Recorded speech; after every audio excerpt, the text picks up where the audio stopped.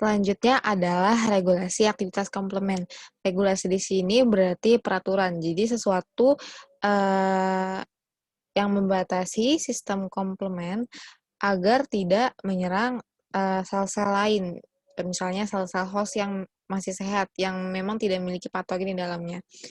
Jadi kan komplement ini punya daya destruksi, tersendiri, daya penghancuran tersendiri. Jadi jika mengenai sel host yang masih sehat, maka akan berpengaruh, besar. Jadi akan melenceng dari fungsinya untuk membasmi patogen, seperti itu.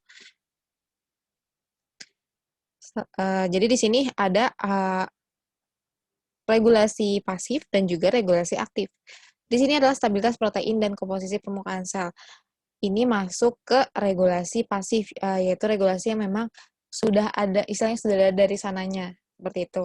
Jadi ada stabilitas protein.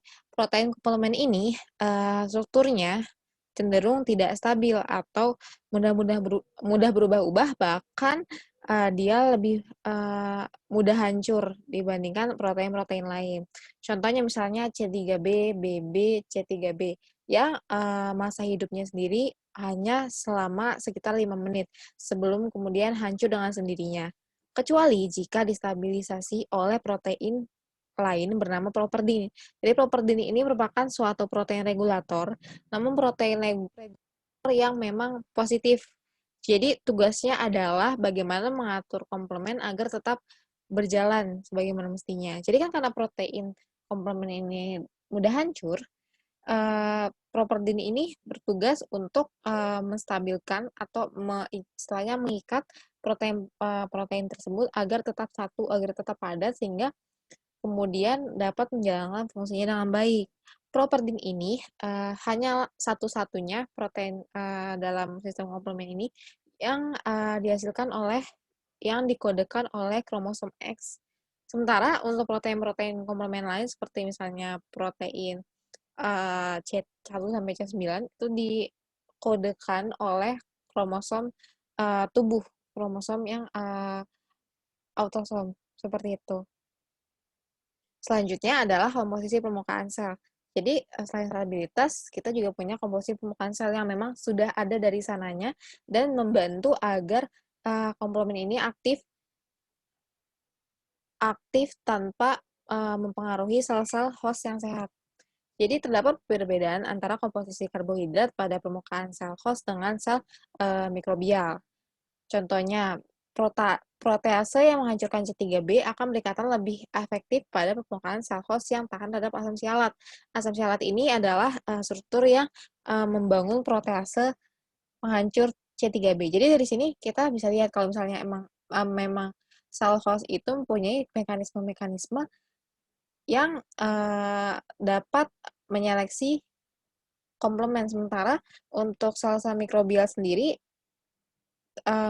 mungkin ada mekanisme penolakannya, namun tidak, sespesifik dan sebanyak dari, sel host, seperti itu. Selanjutnya, jadi jika tadi kita, bicara tentang regulasi pasif, sekarang kita bicara tentang regulasi aktif yang memang, benar-benar bekerja secara aktif untuk mencegah agar komplement tidak menyimpang. Kalau misalnya di sini ada C1INH atau C1 inhibitor, yaitu merupakan protein plasma yang termasuk ke dalam kelas serpins, yaitu serine protease inhibitor. Jadi serine protease ini merupakan protein yang memang bertugas untuk menghancurkan protein komplement, membelah protein komplement, namun dengan tujuan agar protein ini terbelah-belah menjadi, eee, wujud yang fungsional. Seperti yang kita ketahui bahwa jalur-jalur komplement itu dalam isinya itu ada pembelahan-pembelahan protein, misalnya dari C1 hingga C2, C3 itu, dipengaruhi oleh pembelahan protein, pembelahan proteolitik yang dikerjakan oleh serine protease. Nah, di sini C1 inhibitor ini tugasnya adalah menginhibisi atau sebagai inhibitor dari serine protease tersebut. C1 inhibitor ini membentuk kompleks dengan C1, R2, S2 yang menyebabkan protease dari C1, R2, S2 ini berdisosiasi dengan C1 Ki. Nah, hal ini menyebabkan pencegahan terjadinya aktivitas C4 atau C2. Nah, ini terletak di jalur klasik, karena ada C4, C2, dan di ilustrasinya ada antibodi kan. Nah, C-cell inhibitor ini merupakan satu-satunya protease plasma yang mencegah inisiasi jalur komplement klasik dan juga lektin. Perlu diketahui di sini adalah mencegah inisiasi. Jadi, bukan mencegah prosesnya, tapi mencegah di awal inisiasinya. Dari dia masih dalam bentuk C1Ki R2S2. Jadi di sini kita lihat di ilustrasinya ada C1Ki, ada C1R2S2. C1 inhibitor ini akan berikatan dengan C1R2S2, lalu membawanya ke arah plasma, sehingga nanti yang ketinggalan di membran sel itu tinggal Ki-nya. Nah, otomatis dengan cuma adanya C1Ki ini, C4 dan atau C2 ini tidak bisa beraktivasi sebelum akhirnya membentuk jalur komplement. Seperti itu. Selanjutnya, selain C1 inhibitor ada DAF dan juga CR1. Jadi DAF dan CR1 ini sebenarnya komponen yang sangat berbeda, benar-benar berbeda, namun keduanya itu saling berkoordinasi untuk menginhibisi sistem komplement. Khususnya di sini ada di awal di C4B2A dan juga C3BB, baik di jalur komplement klasik maupun komplement alternatif.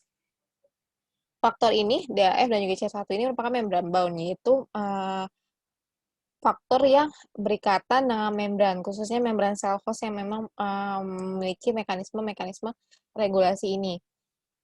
Nah, dengan berikatan dengan membran tersebut, akhirnya kemudian keduanya DAF dan CR1 ini mempercepat kerusakan dari C4B2A dan juga C3BB.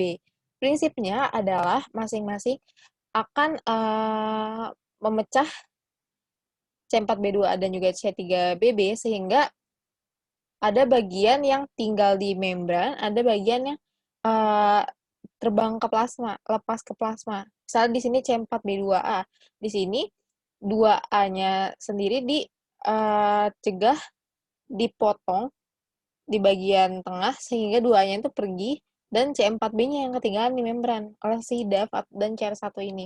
Sama halnya dengan C3BB, BB-nya dipotong terus dilepas dan C3B-nya ketinggalan di membran. Selanjutnya adalah C4BP dan juga faktor H. Jika tadi DAF dan juga CR1 itu adalah faktor membran bound yang berkaitan dengan membran, maka C4BP dan juga faktor H ini merupakan faktor larut atau soluble pada plasma yang kemudian bertugasnya sama, mempercepat kerusakan C4B2A dan juga C3BB. Namun, lain dengan DAF dan CR1 tadi, C4BP dan faktor H ini punya fungsi yang berlainan, namun masih satu jalur. Faktor H ini berperan dalam pengerusakan C3BB. Nah, di sini dia berikatan dengan polianion pada sel eukariotik, pada asam sialat dan juga heparin misalnya, untuk kemudian merusak C3BBB. Nah, kalau C4BP berperan dalam mengotakkan C4B2A. Nah, berikatannya pun lain, berikatannya dengan proteoglikan pada membran sel host, seperti sulfat heparan. Jadi, keduanya sebenarnya punya prinsip fungsi yang sama, hanya substratnya berbeda, apa yang dirusaknya berbeda. Maka kemudian sel host ini dapat terlindungi dari deposisi komplement. Di sini ada ilustrasi secara lengkapnya bagaimana DAF dan CR1 saling berkoordinasi dan dibantu dengan C4BP atau faktor H. Dan masing-masing punya substrat yang berbeda. Substrat yang dihancurkan itu beda. Kalau misalnya di sini DAF CR1 C4BP itu untuk C4B2A, kalau DAF CR1 dan juga faktor H ini untuk C3BBB. Dan kemudian masing-masing akan pecah jadi C4B dan juga 2A, lalu ada C3B dan juga BB. Selanjutnya adalah faktor I, yang berupa protease serin aktif, yang larut soluble. Jadi dia larut di dalam plasma. Faktor ini mampu mencegah C3B dan juga C4B yang berkaitan dengan membran hingga menjadi membran inaktif. Jadi kan tadi kita tahu bahwa C3B dan juga C4B ini ketinggalan di membran. masih berikatan dengan membran ini menjadi residu. Nah, tugas faktor I adalah bagaimana memecah C3B dan juga C4B ini agar benar-benar tidak dapat berfungsi lagi. Kan jadi ibaratnya C3B dan juga C4B itu seperti ranjau. Ranjau yang memang uh, tidak berfungsi lagi. Cuma jika dipicu kembali akan bisa jadi akan berfungsi, akan memicu adanya sistem komplement kembali. Maka faktor I tugasnya adalah bagaimana menghancurkan atau mengambil ranjau tersebut agar benar-benar tidak aktif kembali. Nah, faktor ini memiliki kofaktor atau pemicu dari kerjanya, yaitu berupa MCP, membran cofactor of proteolysis atau CD46, dan juga CR1 yang kemudian hanya dapat ditemukan pada sel host. Tadi seperti yang kita ketahui bahwa CR1 dengan DAF ini berkoordinasi kan tadi dengan memecah C3B, BB, dan juga C4B2A. Nah, di sini dengan habis dipecah oleh si CR1 ini, maka faktor I datang. Faktor I datang, kemudian C3B-nya dibuat inaktif. Nah, selain kofaktor tadi, dua kofaktor tadi, MCP dan juga CR1, kofaktor lainnya adalah berupa faktor H. Jadi kan tadi kita ketahui CR1 merupakan yang membran bound-nya. Kalau faktor ini merupakan soluble-nya. Nah, untuk menargetkan C3B serta C4BP untuk target C4B. Jadi kerjanya saling berkesinambungan dan substrat yang dihancurkannya pun sama. Nah, ini secara lengkapnya, benar-benar lengkapnya dari mulai MCP sampai MCP CR1, kemudian ada faktor H, lalu ada MCP CR1 dan juga C4B yang kemudian masing-masing disempurnakan oleh faktor I agar kemudian memecah komponen sistem komplement berupa protein C3B dan juga C4B menjadi benar-benar inaktif seperti C3C dan IC3 dan juga C4C dan juga C4D. Masing-masing 4 ini nih, komponen-komponen yang kecil ini benar-benar sudah inaktif atau hanya berupa serpihan-serpihan saja yang istilahnya tidak bisa berikatan lagi dengan protein-protein lain. Kita berlanjut ke protectin.